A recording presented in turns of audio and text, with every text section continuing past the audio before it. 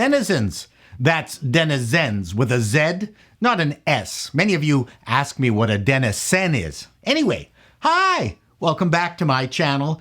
You might have noticed that I never ask people to subscribe to my channel, nor hit the like button.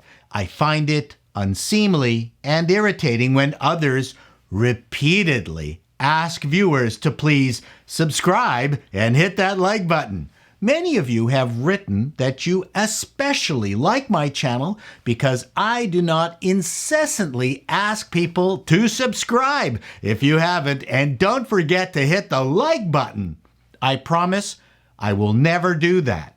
Okay, with that out of the way, I have to admit that I was nervous and anxious about watching episode 2 of She-Hulk. The first one was controversial. Its sails already filled with the wind of bilious notoriety, even before airing. And I posted 3 videos dissecting it. Most of YouTube's usual suspects eviscerated it. I couldn't disagree with much of what they had said, except where it came to character development, because She-Hulk was being pitched as a dramatic sitcom, and sitcom characters don't develop. I'll be talking about that in another video. So, in that regard, I disagreed.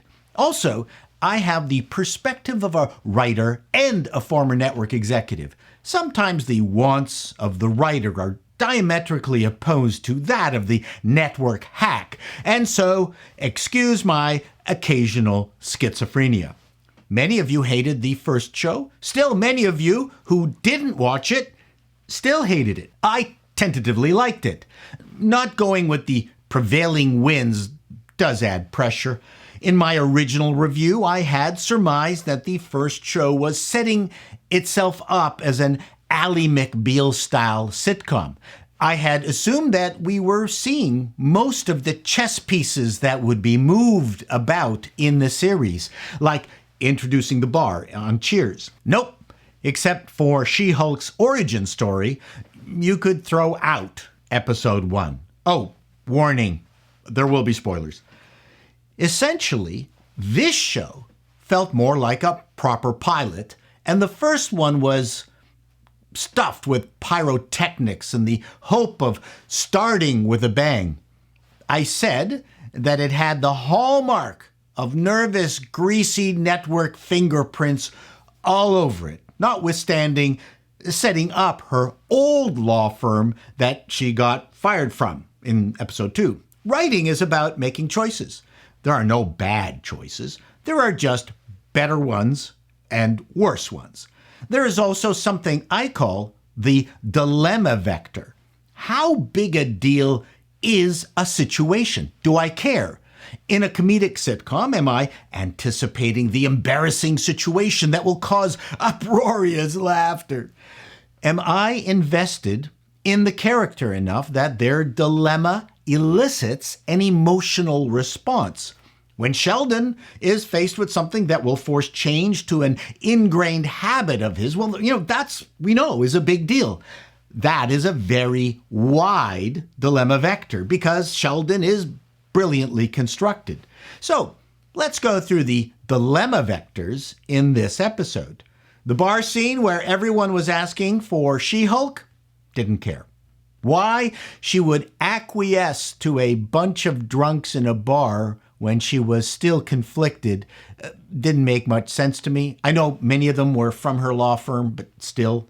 Losing her job, sort of cared. Embarrassing family dinner, didn't care. Getting a job with the opposing law firm, I did care. Being forced to work as She-Hulk, I did care.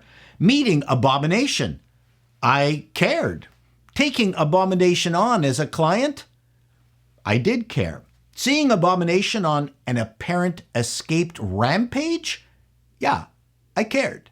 So the show started slowly, but by the end, I cared. From a writer's perspective, did they have to fire Jen? Could she have worked out of her first show law firm and they would add a supers division? Sure. I could tell that the writers wanted to move her out from a do-gooder law firm to a bigger, more rapacious, potentially sexist one. However, the cartoonish exaggeration of her new employer was unnecessary in my mind and needlessly narrowed the dilemma vector. Frankly, as I suspected, this would have made a far better first episode with origin bits tossed in where needed. Overall, I liked it, mainly because of the exchange with Abomination, played by Tom Roth, who was great, and because I watched the show twice. Upon second viewing, I found myself getting more into its groove. Curiously, I still didn't get the sense that they had fully figured out Jennifer's character yet.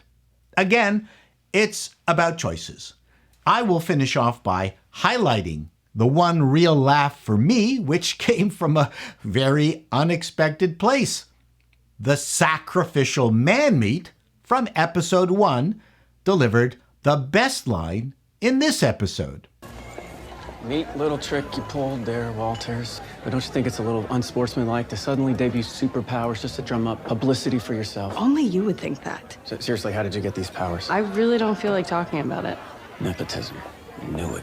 The idea that she became She-Hulk to show him up at the firm to get ahead, I thought was very funny. Better jokes like that, please.